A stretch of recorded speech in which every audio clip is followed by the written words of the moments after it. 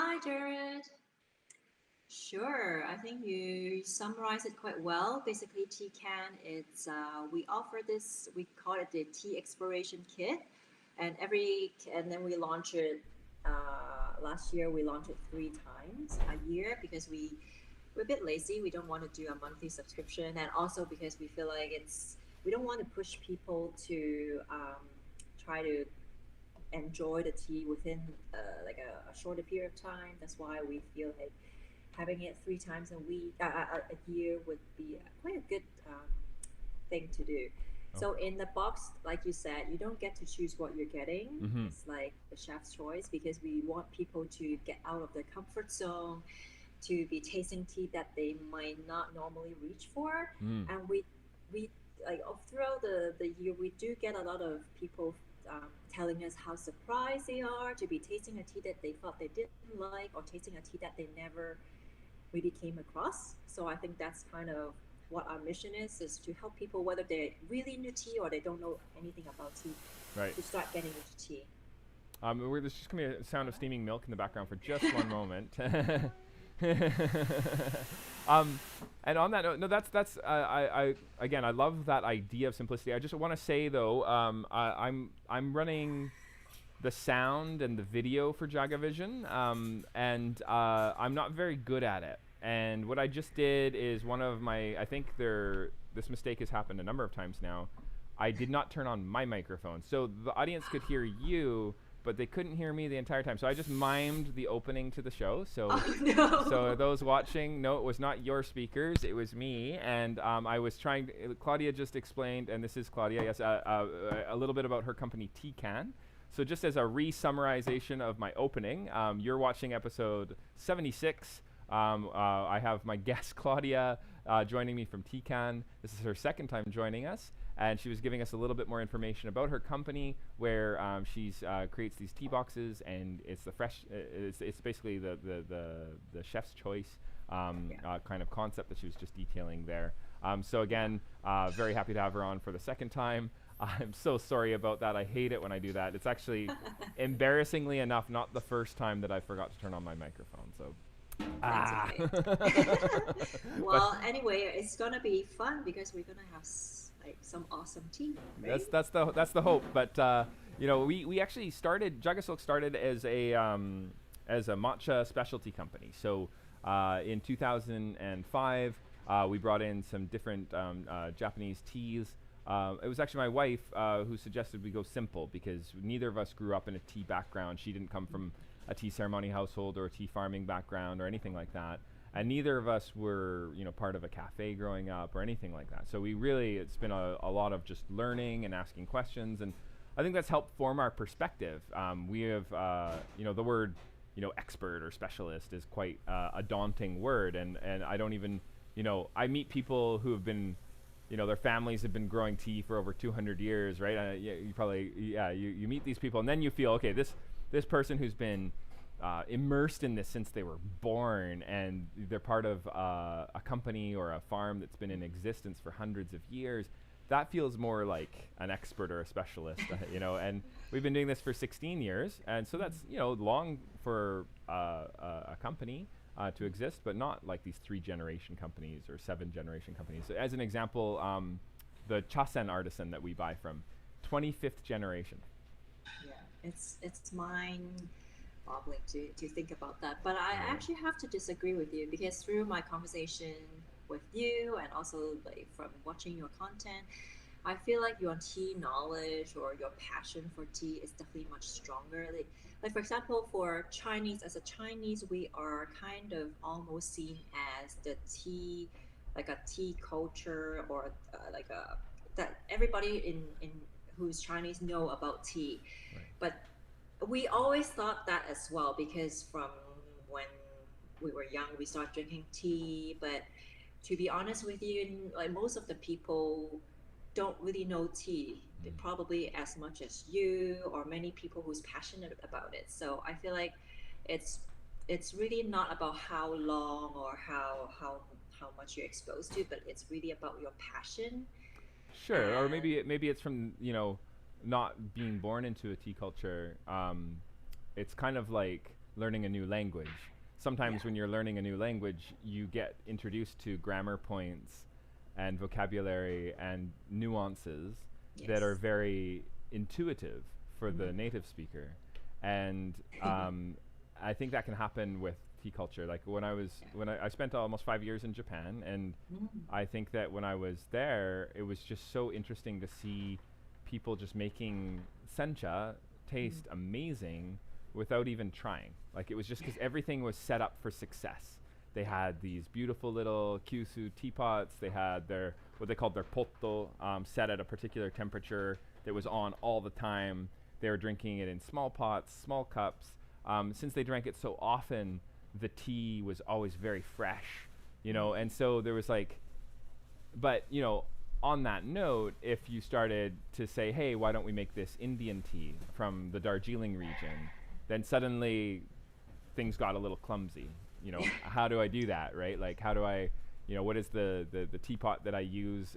They just make it in the kyusu. They'll make it at the lower temperature for the, you'll make it like a sencha. And I think the same thing happens, you know, in my household growing up. It was a lot of, low doses of tea in large teapots, Yes. just because that was just the norm, right? So that kind of works, sort of, for some crimson teas out of India or out of China, but it's nothing like the gongfu chas or the teas that are made with large doses, full leaves and these beautiful, Yeah. you know. So it's interesting. I think what I'm trying to say is that there's an explorer perspective Mm-hmm. or a learner perspective that I think is quite helpful for sure.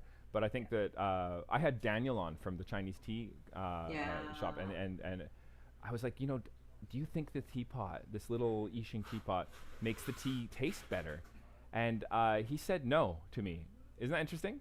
And he's like, but a chef needs to choose their tools properly. And I was just trying to make those two concepts marry, and I just couldn't figure it out. I'm like, well, I don't get it. And then I realized it after a while. He was like, well, it does and it doesn't, right? But the idea was that there's a cultural component Mm. that also helps. And I think that, for example, in Japanese tea, like the tea, when you're drinking matcha, you could use a cereal bowl, right? And that would be fine technically for flavor, Yeah. but if it's the right shape or what have you. But it sure makes a big difference to have that cultural component, right? And that Yeah. aesthetic. And I think that Yes. actually improves the enjoyment. And so I think anyway, Definitely. I guess I don't want you to write off there's a cultural component that's pretty awesome. There's definitely an exploring component that I Mm. think helps, and I think that it's really interesting when those worlds can kind of interact. Yeah, I think what you and I are doing is really to bring people who doesn't have who don't have the culture background or the experience to start enjoying it because it's just so awesome, and that's kind of how we started. We just feel like more people should be doing this, Right. like especially even for Chinese, because like for a lot of my friends, like they don't actually drink tea the Kung Fu Cha style. They feel like, even for me, like when I was younger, I feel like, oh, this is like what the old people do, right?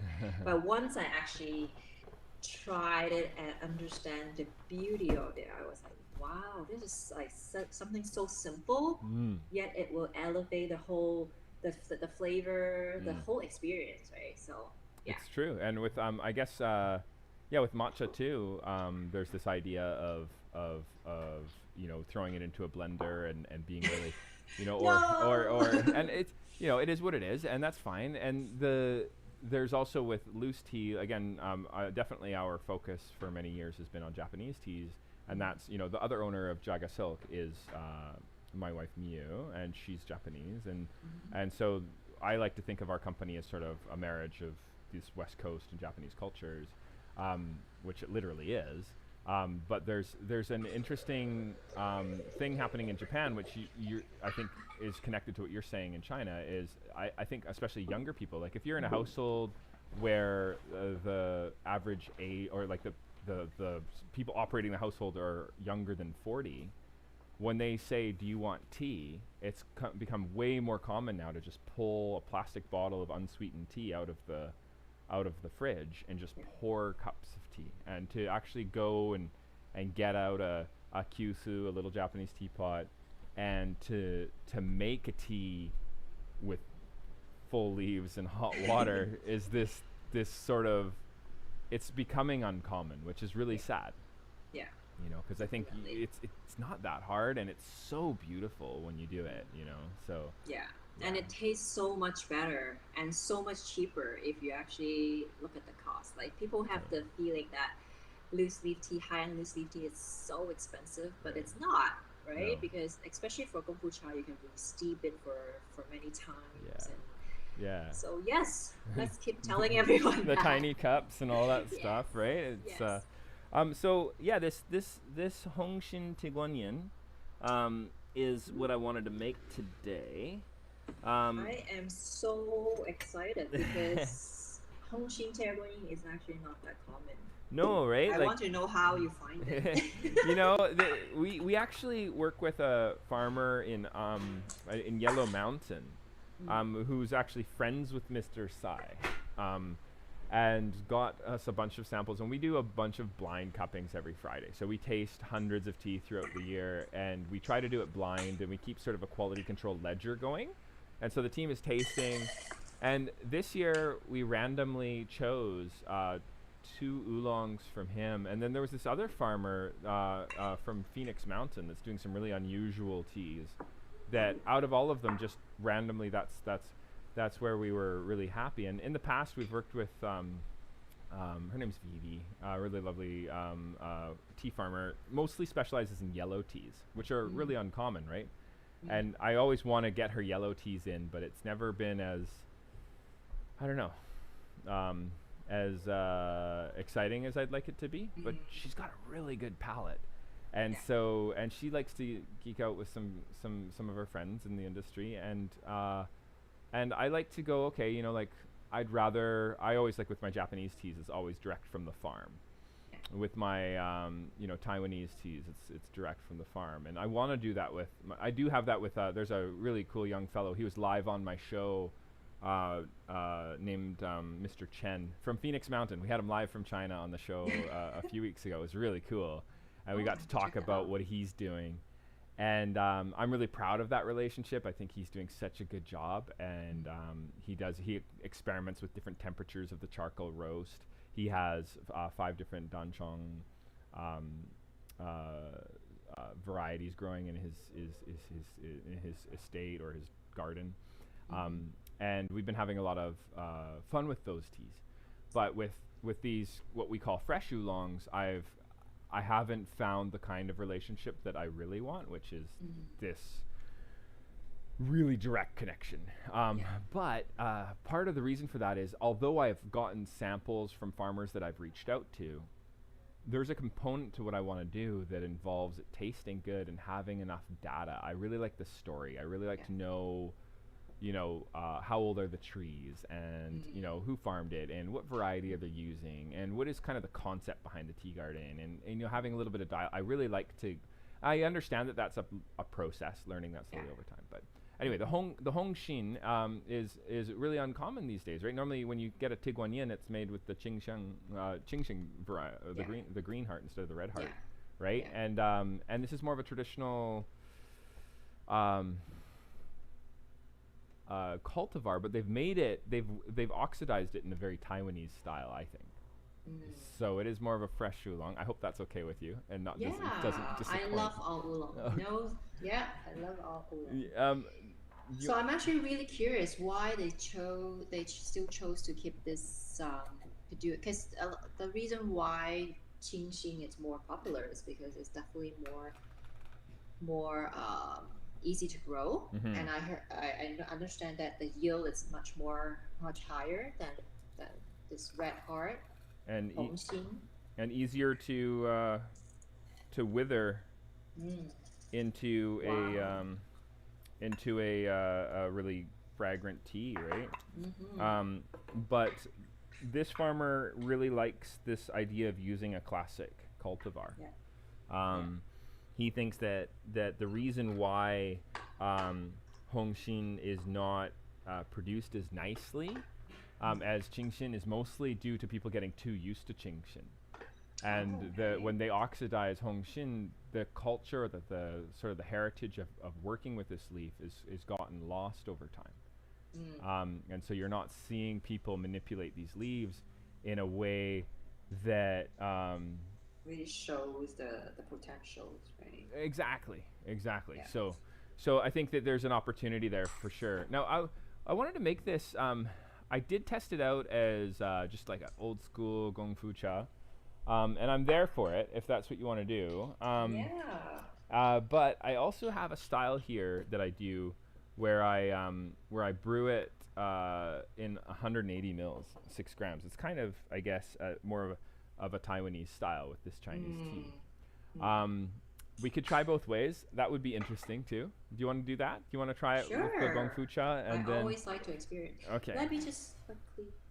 So I'm going to set my water temperature to 90. Okay. I'm going to go grab one more teapot. I'll be right back. Sounds good.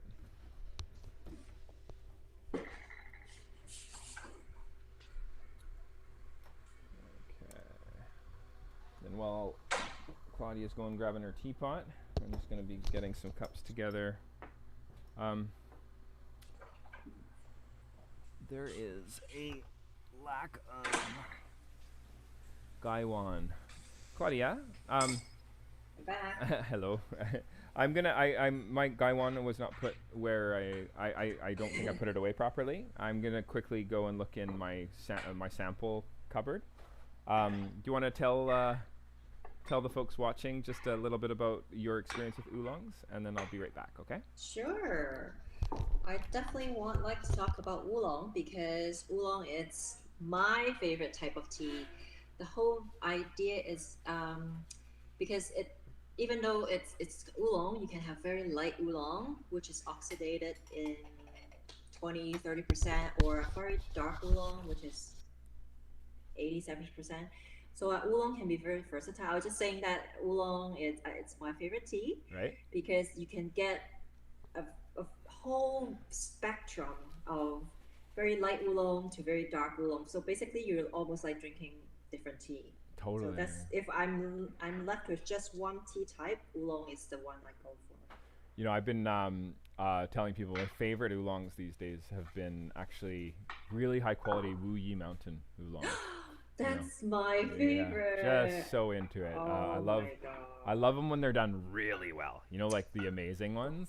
Yes. that are a little bit. Yes. And once you challenging to put into a cafe. Yeah. But sorry, go ahead.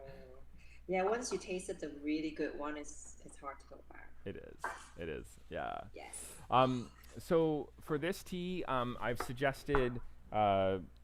How big is your Guan? Are you working with like a 90 milliliter Guan or? Yeah, mine is about 90 millimeters, so I'm gonna have to reduce it. Okay, I'm at 150, so I'm gonna do 6 grams for 150. If you're doing 90, then maybe you know what you're doing, but I would suggest at least 4 grams. Yeah. Do that. And then I like to do just a quick little rinse. I noticed Taiwanese brew their oolong much longer. Yeah, we're gonna do that next. So we're gonna do this one Gong Fu Cha style, and then I want it. Then we'll make it the way that I ended up going with. So I don't know if you noticed, but on the tin that I sent you, there's instructions that we put on there for grams, how many grams, how many milliliters, the temperature, and the time. So that's definitely that's a 2-minute brew time. So we're looking at something that's a little bit more. A bit longer than you would expect from a Chinese style of making the same tea. Mm-hmm. I found it really interesting. Oh, mine is actually 120. Slightly overdosed. Okay, that's okay. While that's brewing, I'm going to go and get more water in there. Wow. It's very floral. Isn't it? The Doesn't dry have, leaves. Amazing aromatics. Yeah. This is the farmer actually calls this what do you call it? It was like Xinxiang, or like it was like he was just referring to the oxidation style when he named the tea, rather than talking Yeah. about it being a home Xinxiang team. is the more lighter. The lighter, and yeah, for those watching, what we're talking about is enzymatic oxidation. So it's when the tea leaves are manipulated. We've talked about this in previous episodes to just harness the power of the polyphenol oxidase enzyme. So it's this PPO enzyme, and you know how you let the leaves sort of develop and bruise them and manipulate them, and then do a process called kill green to deactivate that enzyme. That's all the sort of the artistry of the person farming. Oh my goodness, what have I done? I'm a mess today, Claudia. Look at this. Okay, I'm gonna have a very, very. We'll call this an in-between. My 2 minute. I let that go for 1 minute 20 seconds. Let's see how much I've destroyed this tea. How are we doing over there? Good. I'm still waiting. Because usually I don't time my tea, but with 2 minutes, I feel like I better. No, 2 minutes not, is our second brew. I want you to make this like. Oh. Yeah, that's. Okay. Yeah. 1 minute for me. Yeah, I want this to be your. You just did what I did. We're drinking the same thing. That's also a way to see if the tea is good or not, right? Yeah, you actually oversteep totally. it. I was thinking the same thing. Nice. Oh man. Let's see. Did it pass the test of oversteeping? Smelling nice? I picked up some melon, which I don't normally smell from it. Guan. Yeah, and there's some really beautiful Very like unusual. lily or something like that. Yeah. Okay, here comes. This one we were actually spending a lot of time on, and I was wondering what to put for tasting notes, because we could kind of decide on that as a team. And lily is one of them, so that's good. But another one that's on there is pear, and there's definitely a pear juice component to this, I think. Wow. Like a cooked pear juice. Isn't that it's nice? not over steep at all. No. Like it tastes really good. Yeah, I'm pretty excited about that. Yeah, I'm actually surprised. I was expecting a little bit more harshness out of this. But yeah, no, I think they did a really good job, hey? Yeah. No, it's it has a lot to say. Like, I feel like I can, you know, this gets you get quite a lot of life out of it. So yeah, this has been interesting. So I don't know about you, but like buying from China, and I want to talk about that a little bit during the show, has especially with sort of how freight is moving around, etc., has been so challenging. So what I always do every year is I get samples sent to me. When I've worked with the same farmers for many, many years, I often just buy from them regardless. But there's some relationships I have where the quality from year to year is too wildly different. And so in those situations, I always have to drink first. Yeah. But that has proven so challenging for the past 2 years. You know, I still do it, but like over and over again, I'll like get a tea sent to me. And then of course we do these, I wish I could do them more often, but especially during harvest season. But we commit to at least doing a bunch of sample cuppings on Fridays. And then I remember I was doing it for a little bit there. I was doing like almost every day. I was just drinking tea. And we log it, and especially crimson teas this year. All of the young crimson teas, everything that was harvested in like March, April for me, didn't matter if it was India or if it was China or wherever, it was so bland. I was getting nothing, and I was wondering if it was my water or if there was something I was doing wrong. I was starting to get confused, and then I found this really odd crimson tea from Phoenix Mountain, which is not known for its crimson teas. And it was fantastic, and I was so excited about it. And so I brought in a bunch of that. But when I went to get a really beautiful oolong that I was really happy with, 3 times I think in a row, oh sorry, it's gone. Sorry, it's gone. And I don't.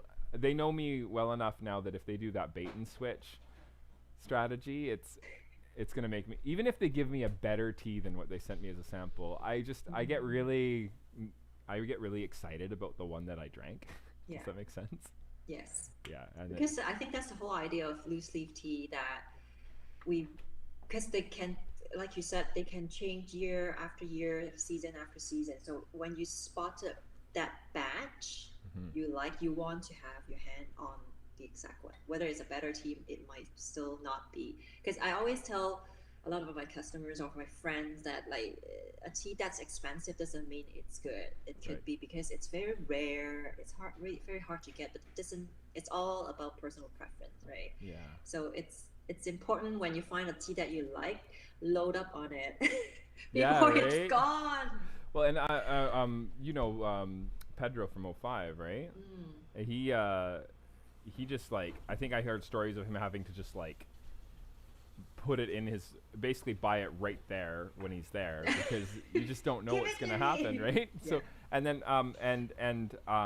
we have a customer who is really, he's the one who introduced me to the really good Wuyi mountain teas. He's actually from Wuyi Oh. mountain, and he's not a tea merchant, he's actually a scientist. So he's, Mm. it was this odd situation where he introduced me to the best tea I've ever had out of the region. And he was absolutely not a salesperson, he was just there to share. And he actually didn't, he had no information for me to like, you know, reach out about these teas. And So how did he get it? If his family. Oh, okay. So, but his family aren't tea merchants, they're just given it from the farmers nearby, right? So it's just part of the sort The of inner circle. yeah.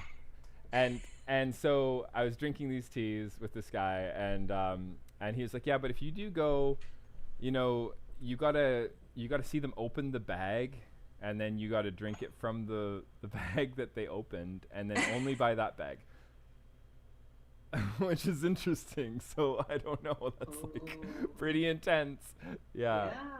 Yeah. Have you experienced much where you went for a tea, and then the tea that you were sent was different than what you thought you were getting? So far, I've been lucky. I did like went into the situation that I tasted some tea, because sometimes you after you compare them and you nail the one you like, Mm-hmm.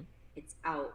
That's the annoying part, to not be able to be there physically, like Pedro, to say, okay, I like it, I'm gonna take this. Yeah. So, but like, there's always a gap between when you get the sample, you finally taste it, and then you say, okay, this is the one I'm going for. Mm-hmm.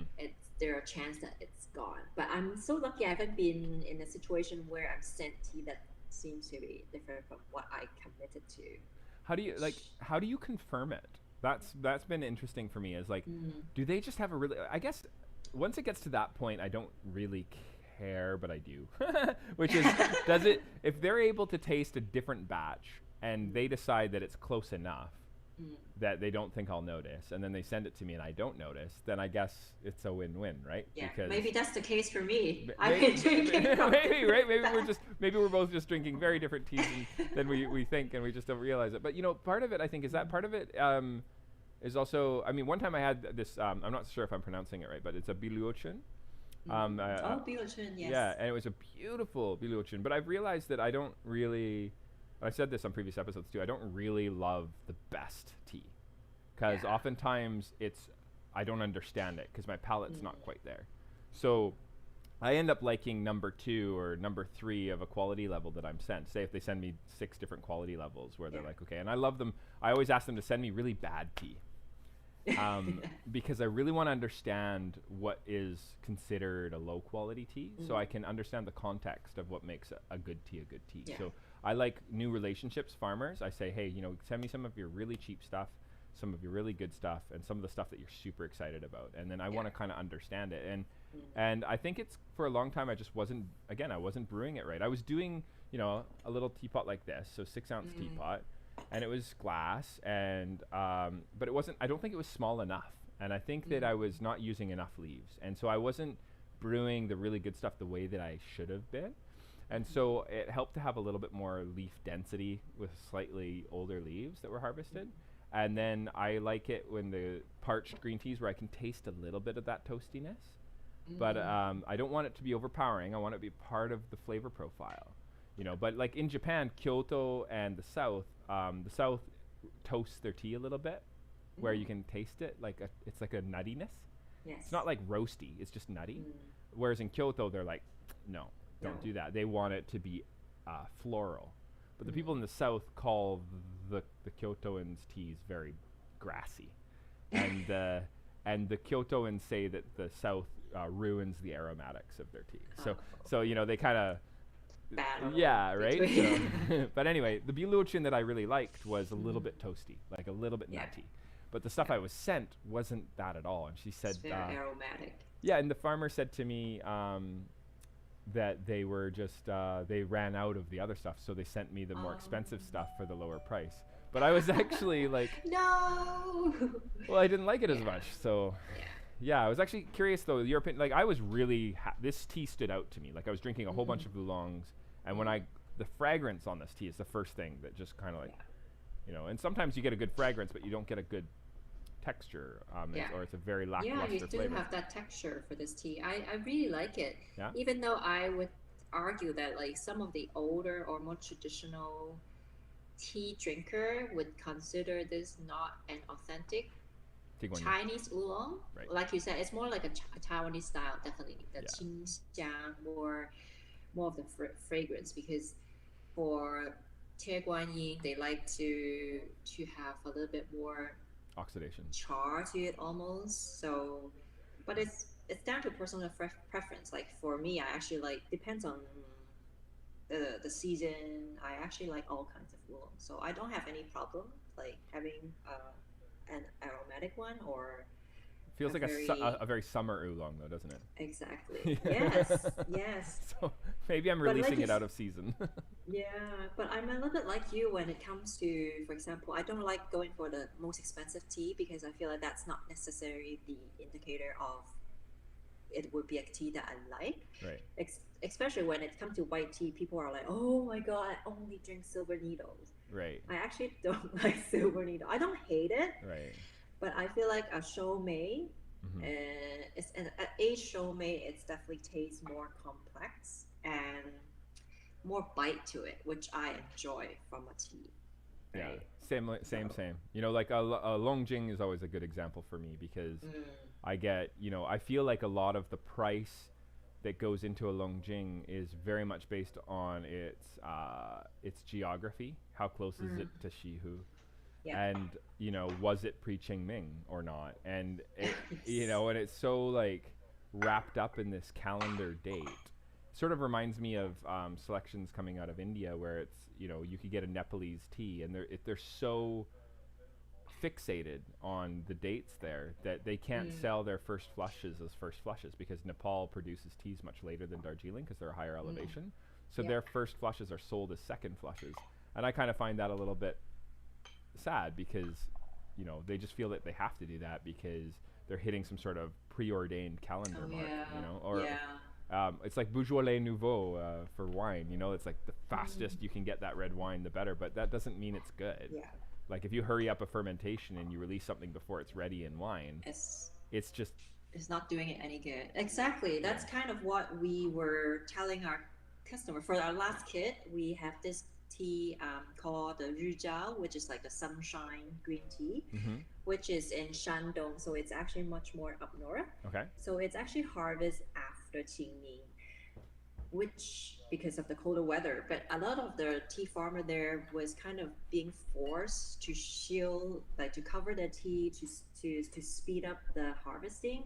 But in doing that, it really changed the flavor profile. Right. But I guess with the pre-Qingming Hai, they are kind of almost forced to rush their tea, which is kind of sad. Because they can get more money for it, and it is sad because you'd hope that it would be more about when is that particular tea ready, right? Yeah. And in Japan they can, I'm sure that this is true if I were more traveled in China too. I always feel so weak with my Chinese teas, and I love having guests like yourself on the show who have, you do predominantly Chinese teas last time I checked. Yes. And how long have you been operating? Well, for Tecan, it's not that long. We actually launched it right before COVID, 2020 March at the Vancouver Tea Festival. Okay. But for I me, was there. yeah, you were, and then I was gonna check out your freshly milled matcha, but it was so busy, Yes. so I couldn't. And then you packed up and it was gone. So I was like, Oh. oh. So for me, That's like fun. I really started appreciating tea in 2008. Okay. I've been drinking tea my whole life, especially dim sum tea, right? And I never really liked it. Tea is Okay. just something we drink. It's nothing special for me. But it was actually a trip to Xiamen in China that totally changed my view Hmm. because I ordered a tea and then I thought that it's gonna be like it was like quite a trendy cafe. It's not like a Chinese tea house, but I feel like, oh, I'm in China, I should order some Chinese tea. So I did. I forgot what I ordered. So he brought out this whole kung fu cha tea set, and then he was gonna walk away, and I was like, and he saw how shocked I look. I was like, what am I gonna do with it? So he told me, you do this, and then he still walked off. And then That's I awesome. start doing it, and then it was like that's why my personal IG account is Tea Epiphany, because it's almost like an epiphany. Like I have that aha moment. It's Right. not even the tea was super good. It's the whole brewing process that I totally enjoy. It's very So from there, therapeutic, isn't it? Like the yes, I, I I love being able it's to make a mess too in these little trays. I know it's, such a it's like I'm like I feel like a genius little kid design. sometimes. I'm just like Yeah. spilling, or like with the So where you put it's but it's so beautiful. There's something really like sophisticated about it too. It's this mm, very wondrous experience is what I find. mm, Yeah. yes. So you So so you were basically really inspired by an experience that you had in Xiamen, and that's where yeah. they have there's a big tea expo they do there, right? Yeah, Yeah. they do. They have tea expos everywhere in China. Of course. And it's like when you go there, it's like 10,000 vendors. It's not like us, maybe 120. 100, 200. They're like 10,000 vendors. And yeah, I guess that's because they are tea nation, right? Right. Yeah. So now, well, you were just talking about a green tea. I'm not sure if I heard the region correctly, but did you say shaman for the Shandong, Shandong? which is in the north. It's probably the most northern tea district in China, Oh, very cool. which Okay. is not it, and they only really explore that in was it the 50s or the 60s, because it's not like a indigenous tea region. Mm-hmm. It's just that because they feel like I want to experience growing it in the colder weather. Mm. And another tea we have from Shandong, it's a Lao Shan Green, which we actually launched at the tea festival. Okay. It's very interesting because some of the tea vendor, the Korean tea vendor, they came over to like we start chatting and tasting. They said that green tea tastes quite similar to Korean green tea, Like Sejak. which I feel like. And then I looked it up, maybe because of not elevation, the altitude of Shandong is quite close to Korea. Oh, interesting. It could be Yeah, maybe a because of that relationship there. too. Yeah. Huh. That's really fascinating. It's a, you know, I think that it always strikes me as interesting just how these kind of self-imposed limitations that certain countries put on where they can grow tea. It's like a, Mm. but you've heard about stories about people growing tea in like Scotland and stuff, right? Yeah. Like, it's kind of intense. I think with where there's a will, there's a way. In Japan, they get pretty far north and they set up structures to protect the tea leaves from the snow. And one of the places that we buy from gets 2 meters of snow in the winter, Wow. and it absolutely crushes the tea. Where's that? It's in Mandokoro, which is in Oh, wow. Shiga province, Do you and actually taste the difference? well, what's beautiful about it is that it's seed grown. And Mm. in Japan, that is not normal. The Japanese propagate their tea leaves almost exclusively using seedlings. So Mm. you're getting a very dependable cultivar. And then if Yeah. you're growing from seed, it's called Quite Zaidaishu, unpredictable. and it's very Mm. unpredictable. Mm. But this particular region has an ancient history, 500 years, and it's so hard to grow anything else. They tried planting, probably the most famous Japanese tea cultivar is Yabukita, and Mm. so they tried growing Yabukita in Mandokoro, and it was a mess. They just, it would snow and they would die every single time. So, Yeah. what tea leaves can handle 2 meters? But this heirloom seed grown one it gets flattened and then it springs up in the spring. Oh. So it's this really, it just finds its, and then after about 70 years, they just clip it all the way down to the roots, and then it reproduces itself. Okay. And it's super strong. And if they look into it, when they tried to tear some of them out to plant the cultivars instead of the seed ones, the root system had gone down so far, like it was really deep. And they've been keeping them as little shrubs for hundreds of years. But the root system is super low. And so it's tapping into some pretty interesting flavor dynamics as a result of this, and being able to stay nourished during the really cold winters. Yeah. And what you end up getting is a very deep flavor. And when I first was drinking it, I didn't understand it. Again, it was like this, and it's like 6 or 8 times more expensive than you would normally find. And it was so hard to understand. But they started experimenting with making crimson tea there too, and then suddenly I was able to understand it. I was like, oh wow, this is amazing. The sencha they were making, I didn't quite understand. I got into it, I think, on year 3, and we actually they let us, Mew and I, harvest with them. So we got to go and it's all hand harvested. So we had to wake up at 5, and we're out on the tea fields at 6 and harvesting until sundown at 6. So it was like a 12-hour day, and it was pretty fun. But I think you can definitely taste a difference. Like the seed grown ones are really wild, like really different, and sometimes very grassy, sometimes really floral. Almost every time, not a lot of umami. I think that the Japanese generally guide their tea cultivars towards producers that are more generous with the umami that they impart to the cup. And I know they use a lot of fertilizers in Japan, more than most regions of the world. They're also much further north. So when you're talking about this region in China that's a little bit further north, I'm kind of thinking, like they actually try to make it grow slower in Japan, because even though they're harvesting in May, which is that's their first harvest. Isn't that crazy? End of May. And but they'll even further slow that down by putting it under shade. And you mentioned something that caught my attention there. You said that they cover the plants to speed up their growth in one of the areas that you're talking about. Well, because Shandong is also like it's quite cold and there's snow, so they kind of want to shield the tea leaves from the frost, that environment, so that it helps speed up the growth. So like some of the tea farmers are still very proud to say that like theirs is all natural. That's why we have no pre-chingming tea, whereas some other one is saying, oh, this is pre-chingming, it's the freshest. So it's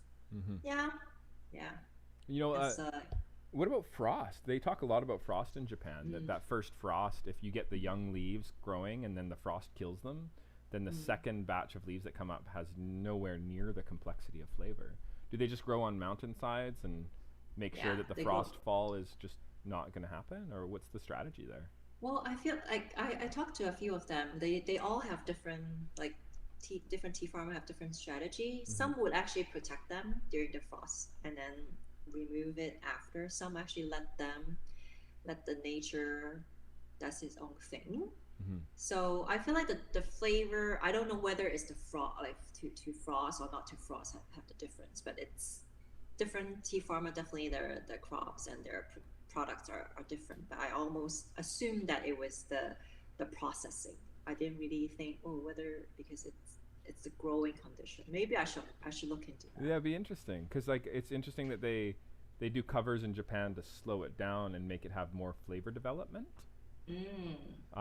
But there's also fans that they put on the gardens to blow the frost off of the leaves, but that costs it's quite a capital investment.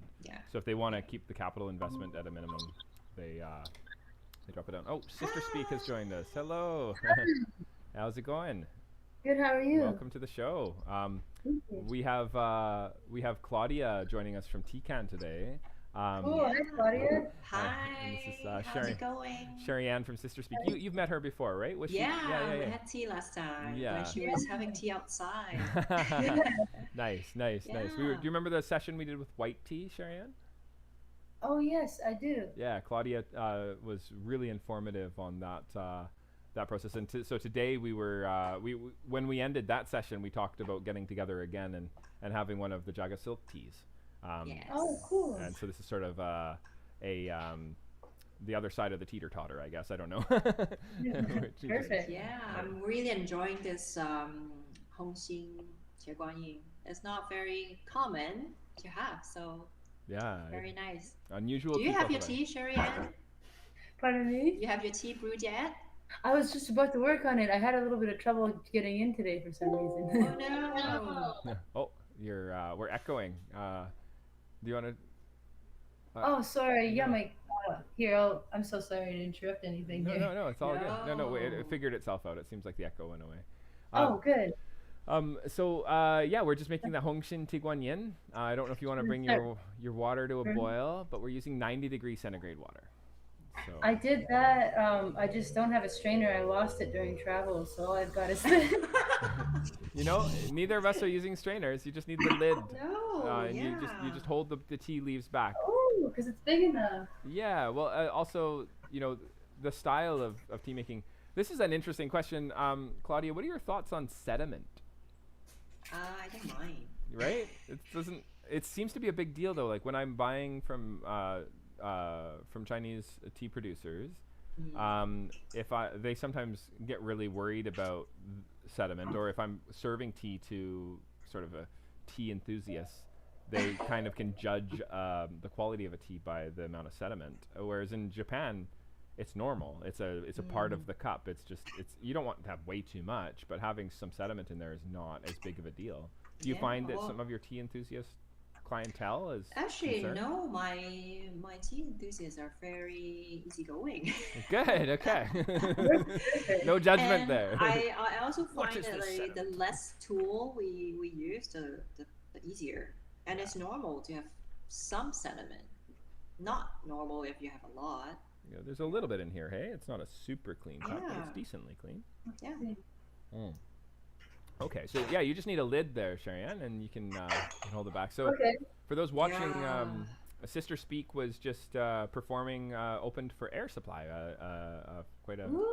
Yeah. famous band from the 80s, I believe, and been trucking along and having these big performances, and then you were like outside in front of 2,000 people.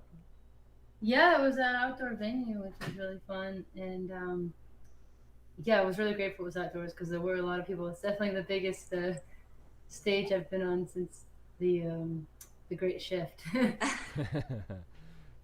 the COVID. Yeah, no, Yeah. definitely. Well, it'll actually be really interesting because you said, so you started TCAN essentially, Claudia, your release was right as the pandemic hit. Yes, I don't know if you remember, because when we were leading up to the event, I keep thinking whether it's gonna be canceled Yeah. because of the cases. And another funny thing is a lot of our customer we actually built we met from that event. So a lot of people feel like that event is the last pre-COVID big thing they've done. So it's quite memorable for them. Yeah, it was for me. Yeah. Yeah. Yeah, the tea festival, the Victoria Tea Festival was supposed to be the following Saturday. I know. I was gonna go, and then they cancel it. Yeah, Oh, yeah, no. we had to cancel, but Yeah. you know, you joined us on the online. Oh one. my God, you guys! A marathon. 24. Yes. You know, we have another one coming up. We're gonna have a number of indigenous tea makers that are doing tisans using wild tea harvests join Oh, us, wow. and that's going to be on November 13th. Maybe we can talk about having TCAN on again. Would be pretty fun. Yeah. We'll see, Cool. see lots of you then. Always fun to have tea. Definitely. Likewise. So brewing. this tea that you're drinking, Sheriff, I don't know how close you are to having it, but it's I'm right here. I've got a lid, and I've got it in a jar, and I've got this baby teacup. amazing. Oh, nice. Okay. I also randomly we have this. Is this like a sake? Yeah, sake bottle. I love how random your tea supply gets. It's great. I guess I won't be needing this. Yeah, there you go. No. So great. But I think it adds something, because I mean, I like to tell people that, as much as it's nice to have a tray and, a nice little gaiwan and a decanter and a little teacup and stuff, really the reality is all you really need is 2 cups and some hot water, Yeah. right? And you can just Yeah. hold the leaves back, and it just helps to just at least allow control over the extraction time, right? If you just, but there are tea drinking styles where you actually just leave the leaves in. Apparently, Yeah. like we were just talking about longjing, and longjing at origin is often just enjoyed, just put the leaves in and just drink it the all grandpa in, style. right? Yeah. In the, Yeah. in Oh, the this glass looks cups. like traditional. Some of the leaves are kind of making their way in, just a couple, you know. Yeah.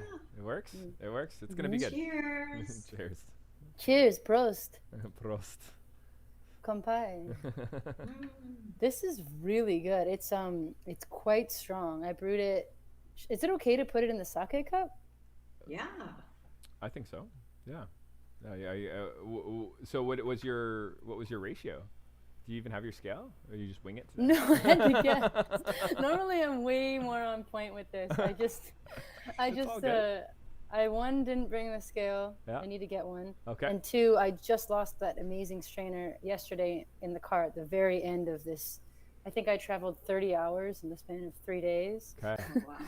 to get to the show and back, just between trains and planes and everything. Trains and planes so- and automobiles. That's a film. But I drank the Singer's Delight tea the day of the show. It helped so much after flying. We have a marshmallow root tea, and I had my strainer with me so I could do that. And then it was in my pocket, and then it just right at the end of the trip, the last hour, gone. it disappeared, Okay. vanished into the That's too bad. strainer vortex. Yeah, no. Claudia, we made a tea with Sherri Anne called Singer's Delight, and it's a herbal infusion that has marshmallow root in it, and some honeybush and some raspberry leaf, and that helps to kind of as a lozenge for the throat, because marshmallow root is very it's like it makes the liquid kind of thick like a honey. And So it when you drink coat it, your it, throat. it coats your throat, and you can have. Oh. And she drank it all the time when she was recording her third album there, the third studio album. So Wow. and then for the performance, it sounds like it went a long way. So helpful. I couldn't hit any of the lower notes because I was tired from traveling. Oh no, Oddly, the low notes were struggling, and then I just drank like 3 cups of it, and it was night and day. you're good to go, off to the races. Yeah. Excellent. Well, that's good to hear. Yeah. Claudia, where are you tuning in from today? Or- From Vancouver. Oh, cool. I can't wait to come back. Yeah, we're not that far. It's I'll almost definitely- happening. People are doing the island to mainland. I haven't done it myself yet, but I know you were. You're got- so you- good. I actually went to the island in the summer. Oh, you did? Oh, Yeah, we missed I you. was a bit. I don't know. People seems more relaxed You know. because I went to Tofino. Okay. I actually took the seaplane, which felt so nice because I haven't flown for forever. I felt like I'm like actual traveling. Sure. But if everybody seems so relaxed, because in Vancouver people were still wearing masks everywhere, but in Tofino people are like, yeah. They're just all So- good. You know, yeah. Not that that's a good thing. I guess I know. if we're outside, sure, but you know, Yeah. I know. You know, actually, it can be a in the Okanagan where my brother and my other stepdad live. It can get pretty sad where they want people to be more on top of it, and it's not. Oh yeah. So, yeah. But I was. Go ahead. Sorry. Oh no, I was in Tofino as well. And something interesting is that when I went in July, and the workers were saying that they had a campaign there where the entire town was able to get vaccinated like pretty early on. Okay. So everybody that wanted to, like, it was one of the towns that like was more at risk because of all the tourists. Okay, yeah. So everybody there that I talked to was vaccinated already fully Oh. in July when I was there. Wow, pretty early on. That's pretty Yeah. cool. Huh. Yeah, it's interesting. I didn't realize it, but I haven't left Vancouver Island since the pandemic started. I was thinking about that the other day. Actually, I've thought about that several times. I'm like, wow, you're like having but the thing about Vancouver Island is like when I was there for 5 months straight, I think. Yeah. Maybe one trip to Vancouver for helping a friend move. Yeah. And I wasn't bored for a second. Lots I to barely do. I really left my neighborhood, and I haven't been in the same city prior to the shift. I hadn't been in the same city for more than 2 weeks for like years. Yeah. And I was just so happy because like I mean, you walk down the street and you're looking at the like Olympic mountain range and like Dallas Road, and then there's like all the lakes, and it's just like people are following the guidelines, so like daily frustrations are less because people are more respectful. Like I'm not having these outrages of like, internal outrages.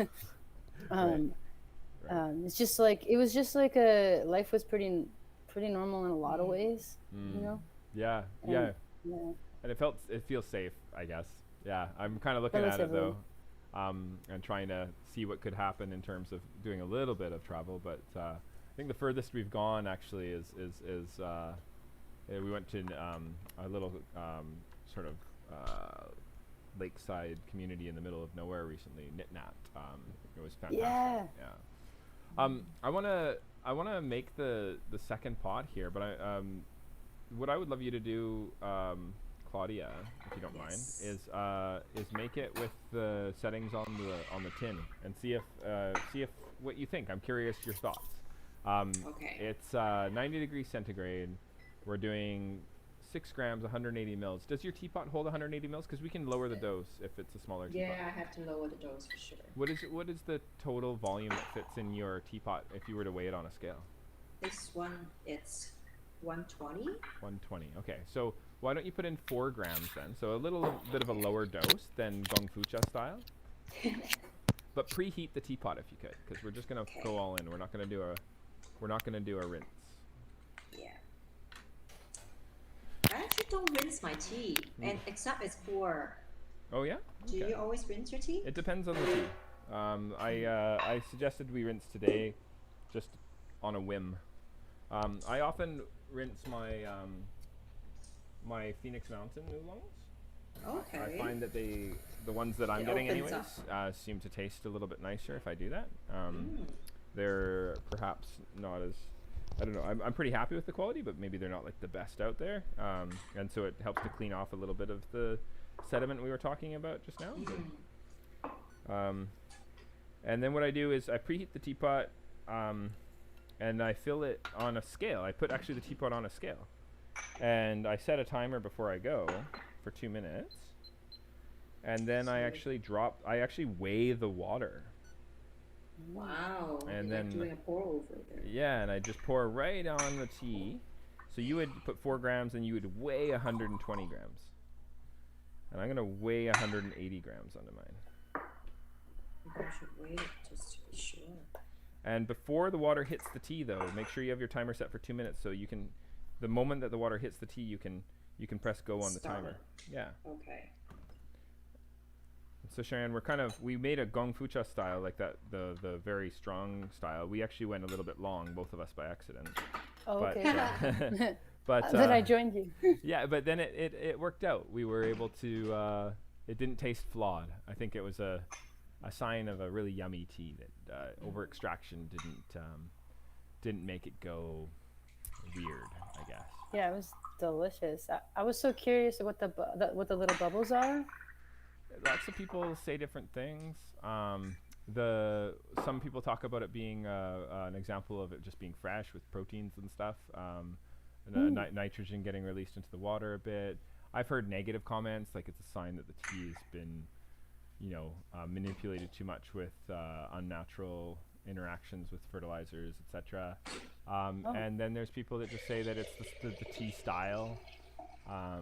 You're unrolling, the leaves are unrolling, they're releasing bubbles as they unroll, and those bubbles go away once the tea is fully extracted. Lots of different opinions on the subject. For me, I sort of look at it as a sign of vibrancy of the leaf. So, yeah, cool. I don't know. Claudia, any thoughts on bubbles in your tea? No, I don't mind at all. I actually trust my own taste because I had once I had this Da Hong Pao.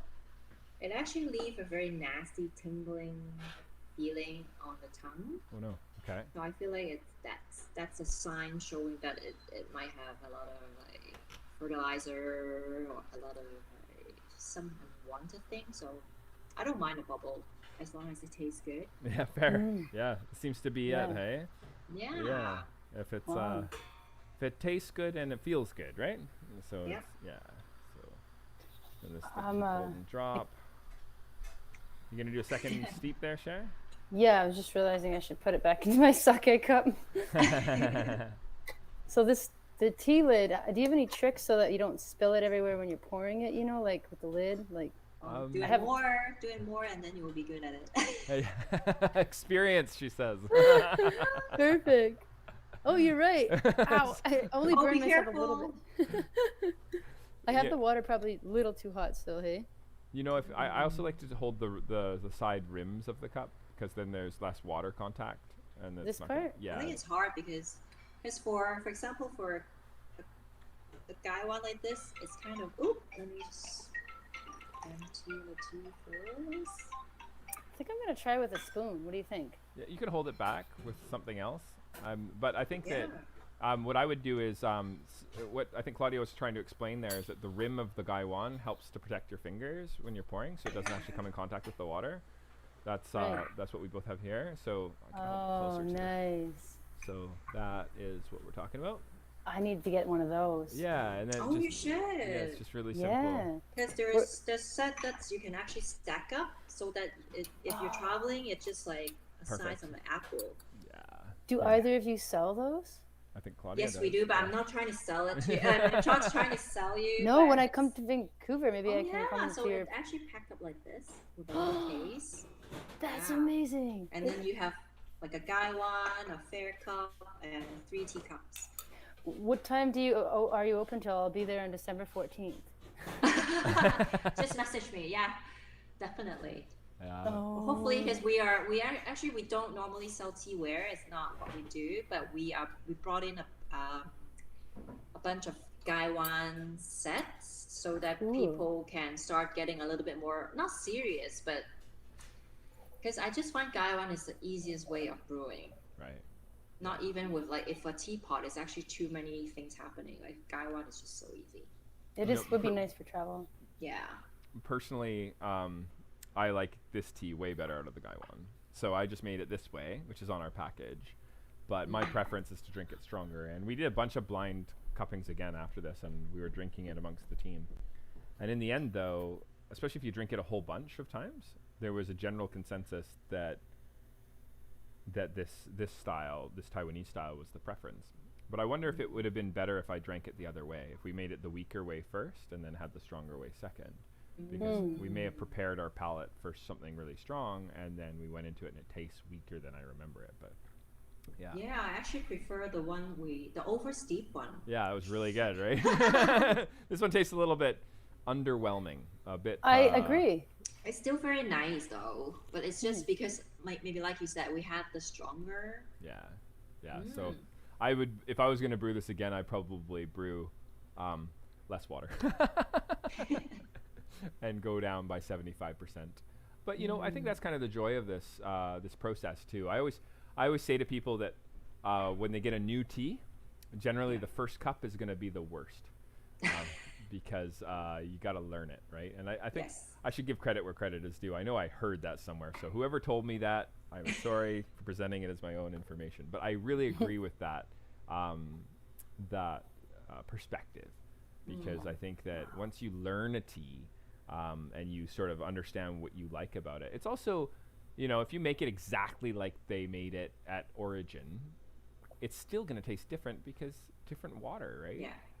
And different elevation, everything. Yeah. So and I think that's really important to take into consideration. Like, we're making this at 90 degrees. A lot of these high elevation teas, the water's boiling closer to this temperature. So it's going to taste nicer as a result, right? So anyway, the more I'm drinking this though, the more I'm enjoying it. So once I coat my palate with it, It's interesting because now it doesn't taste too mild at all after the third sip. I think we got used to it. Yeah, exactly. Right? It's very nice. Yeah, and it actually lingers. Yeah. Flavor lingers. And it doesn't burn the tongue like. No. So, Jared, have you? I think you like doing a lot of experiments with tea brewing. Have you tried different material of the cups? Yes. Yeah. What's your opinions on that? Well, I think that plastic is just kind of weird for me. Okay. I have a hard time with plastic. I think that oddly enough, when I do blind cuppings, brewed in plastic versus brewed in glass or ceramic, I can't taste the difference. I just don't like it in the plastic because Okay. it freaks me out. I don't like plastic. It's a mind thing. It's a mind probably. thing. In terms of flavor, I feel I can taste when I brew in metal. I feel like even if it's really good metal, I feel that there's maybe it doesn't allow maybe it's almost like too thermally stable, maybe, and so there's almost like an issue with it being too hot, and so then I think there's a certain amount of we want the liquid to get cooler as it's brewing for that ideal extraction curve. And so I always come back to glass and ceramic, and I find that if the leaves have room to move, they taste better. When we experiment with them trapped in smaller, like a tea ball or a tea cylinder, not as nice. The shape also seems to make a difference. A rounder shape, I think that a bulbous shape is more ideal. So even though I brew a lot these days in a Guan, I think that a small teapot with the bulbous shape is actually better. And the other thing is definitely, is it glazed or not, right? And I used to have an issue with the water being affected by the lack of glazing. So if you have like the not raw, but like if you have the unglazed clay on the inside of the teapot, I would always think that's a problem, because how can I know if what I'm tasting is the result of the interaction between the tea and the water? Yeah. And there's like this third variable that enters the equation that I thought was problematic. But some of the best teas I've ever had have been made in unglazed clay teapots. And so what they often do is they can reduce the acid extraction into the liquid. And I think it has something to do with the mineral content. Yeah. And so I can have a much higher dose in a teapot that's unglazed and bring out more boldness, more richness, more powerful flavor. And that is sort of the tannic element of it is muted because of the material. So yeah, I guess it's just choose your tools, yeah, like Daniel said. Daniel said. Yeah. Yes. Yeah. It's well, definitely ceramics. It's the one I go with. Like glass, I usually for white tea, like lower temperature when I'm okay, but for oolong or black tea, I feel like glass is not the. But I had an interesting encounter. I was at this pour tea shop that specialized in pour in Hong Kong, and then the lady was like brewing pour tea for me, and then she let me try to just drink water with different cups. Oh, interesting. And they taste different. Yeah. And the most, like, some are like quite subtle. I was like, oh, I can't really. But this one cup that I can taste the water was so much sweeter.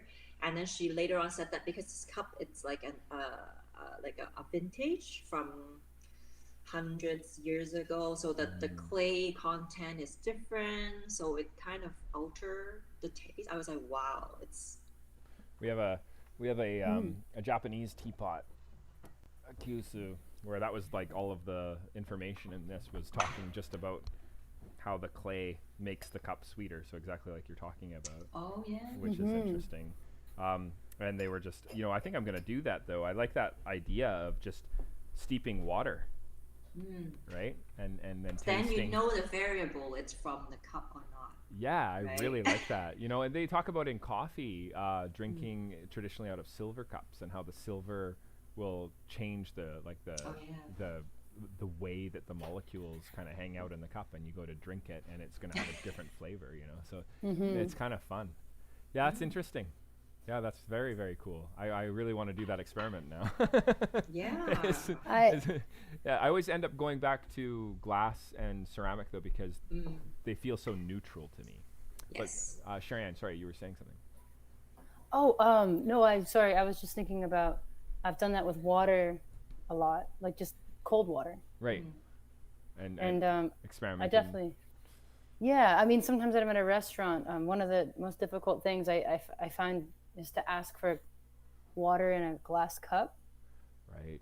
For whatever reason, the plastic cups often smell like sanitizer or like bleach. And I have a Ah, pretty serious bleach allergy. And then the other option they do is they give everybody their beers in these beautiful mugs, right. and then they give you your water in a plastic waxed cup, Mm, so it just tastes like wax. yeah. The big issue And is because so they it's like, stack, right? Especially the plastic cups, and so they build up Mm, moisture when they're wet, and then you just get this kind of weird bacteria smell.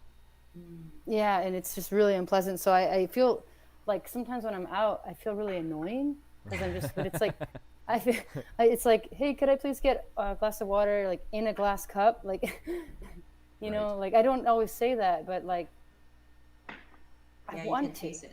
Yeah. Yeah. Yeah, it's a It's good like, point. Yeah. it's like, why is that the standard? I don't know. It's like, I get it. Totally. Like people are trying to save time and funds and stuff. It's just, Mm. I feel like a glass of water could be in a glass cup. I don't feel like that's too hard. I don't know. Is it a problem in the industry of food serving? I don't. Do you guys know? To serve in a glass cup, I think they want to save them for the drinks that they can charge money for. And then and Ah, then the smaller plastic cups can stack and take up less space, Mm. and so it's just ah. easier for the service side of things to just fill up a plastic cup that's all stacked up. So I don't know. Sometimes I feel like when I'm in that position, I'm like, I can pay. That's what I You did. know, charge me for it. It's cool. I just really don't want the plastic cup. And more often than not, they'll just laugh it off and say, "Don't worry about it," and they'll just bring it out in a glass cup. But that's generally what's going on in the Ah. back end, I think. Is I they're do end up doing that. I'll be like, could I please just get a soda water with maple syrup, and there you go. Yeah, and I'll be charge me like, for and I'll it. give, yeah, I'll be like, I'll give you a nice tip, and like they often don't charge for that. So I'll give them like $5 sometimes, even just at a bar. Like Right, right, right. if I get like two of them, and like Hey, you sparkling know, water and maple syrup. It's like it's so like an good. Italian soda. That's cool. And in Vermont and Quebec, a lot of times there's just like real maple syrup everywhere. Amazing. Oh, I never had that. I Yeah, need to It's try. it'd be very good. It'd be very good. really good. Oh, I hate to do this in the middle of this conversation, but I just realized we've gone quite a bit over time. oh, I wow. asked for Claudia to join me until 2 o'clock, and I think we're going on 2:15. Yeah. Claudia, did you have anything you wanted to say to everybody, or any final questions you had here before we wrap things up? Or No, any- if I start saying anything, it's just gonna be another hour. So I, let's save it for next time. sure, I know these sessions go Yes, so quickly. I always I feel like they're know. under. There's just not enough time, and Mm. maybe I just need to change that. I don't know. But where can people watching? Where can they go and find your tea, Claudia? Well, they can definitely come check out our website, tcan.co, or I think if you like to more interaction, we are quite, I think we're the most active on Instagram, which is also tcan.co, because we are not just trying to sell tea. We want people to really learn about tea, to ask questions about tea, and to get excited about tea. So, You yeah, come talk to us. you have a really exciting program on top of your boxes. You also do quite a lot of the kind of the community cuppings, right, where people can join Yes, in and and you we drink also tea do together. a lot of tea tasting. If you get our kit, we will have some dedicated tea tasting to go through some of the tea because we don't want people to buy and then put it in the cupboard and forget about them. We want them to drink it. So Awesome. Yeah. yeah, Lovely. I feel like Cool. I yes. feel like I need to sign up. So people go to your website. There's an option to sign up, and they can choose a box. Yes. And they how often do they get these boxes? If I remember, it was like once every season. Or are you doing it every month this year? Yeah, we did it. We for this year it's 3 times a year. For next year we probably doing it Okay. less. Okay. Yeah. So we don't because we want people to really take the time to enjoy the tea and have more time for us to go through and understand the tea better. Cool. Very cool. Yeah. Okay. Sherri Anne, did you have any questions for Claudia, or any comments on the tea, or any final things you wanted to bring up before we end today? I love the tea. Claudia, I'm super excited to check out your place in Vancouver. And Yeah, let me uh, know when you come over. I will for sure. Yeah. My last question is what I was curious what memory this tea brings, because for me it brings like going out for dinner with my mom when we were kids. Nice. Okay. I was Oh. just curious if it brings a memory to either of you. memory. It definitely brought back some memory. Even though it's tea from China, it brought back some memory when I was traveling in Taiwan. Because maybe the tea tastes a little bit like the Taiwanese Yeah, oolong, it's definitely that style, hey? which I miss a lot. Like traveling, I never knew because I travel quite a bit, but I never thought about it before. Now I was like, oh, I miss that. Right? I'm sure everybody is like Yeah, that now. Yeah. totally. Hope we can do that soon. Hopefully, I think it's going in that direction, or at least I hope Yes. it is. You know, Yeah. yeah, for sure. Cool. Okay. Sherri Anne, where can people watching find you if they want to check out your music? sisterspeakmusic.com and our patreon.com/sisterspeak if you want to tune in to the weekly back porch session on Thursdays at noon. You were just on before this show, and that's something that I think you started a couple weeks before JagaVision. So we've been going at this since the pandemic, and 76 episodes for me. So that's probably more like 78 or 80 for you. And you do those ones on Saturday sometimes for Europe as well, right? Oh, well, I actually stopped doing the Saturday ones because when gigs started back up again. A little bit more challenging, hey? Yeah, to fit it all in. So I've been doing just the Thursdays, but it is an evening in Europe, so it's working out for the Europe crowd too. Wonderful, wonderful. Cool. Well, okay. Thank you so much to both of you for joining us, for joining me for this episode. It was really fun to just drink some tea together and just talk about stuff. And I always appreciate these weekly sessions. They're such a moment in my week. It's like my week sort of loops, and then I'm like, oh wow, I'm here again, and and I'm always really stoked that that it is here, and I get this chance to see people that I don't normally get to see. So really appreciate you coming on, Claudia, and Sherri Anne as well. Likewise. Thank you. Awesome. Nice to see you again. Thank you. All right. Bye, guys. You take care. Bye. Okay. Goodbye. Okay. And there we go. Okay. So, yeah, big thank you to Sherri Anne from Sister Speak, joining us every week. You can check her out on sisterspeakmusic.com. Also, thank you to Claudia from TCAN. You can check out this episode if you're watching it on YouTube. Amazing. If you want to share it with people, that would be amazing as well. You can click on the notification icon after you click subscribe if you so choose to subscribe. And then you'll know when we go live next. And we go live every Thursday at 1 o'clock-ish. Next week, we're going to have Kevin on from Camellia Sinensis. We're going to be going over their tea book. Super stoked about that. I'm not wearing a suit today. I'm wearing my Tea Appreciation Society t-shirt because I don't know if you caught on during our conversation, but on November 13th, Saturday, from noon until midnight, we will have 12 hours of tea through a society that I'm involved in called the International Tea Appreciation Society. If you want to go check out the victeafest.org and the webpage there, you can also go to Vic Tea Fest on Twitch or on YouTube and check out last year's episodes. There was 24 of them. We did 24. Me and my co-host and co-director, Ryan Moen. We decided that this year, if we did that again, we might just not recover. So we're going to do a 12-hour, which is still a marathon, but a little bit more achievable for us. So looking forward to making that happen. We'll see you next week for the Camellia Sinensis show. Thank you for watching today. You can go to jagasilk.com and get that Tiguan Yin, the Hong Shin Tiguan Yin by Sai. There's a good opportunity there to drink alongside us if you so choose. Next week, we're going to be doing the Samidori blend by Mr. Takaki. It's a matcha, and really looking forward to making that happen. Thank you so much. Have a wonderful day, and we'll see you in a week. Goodbye.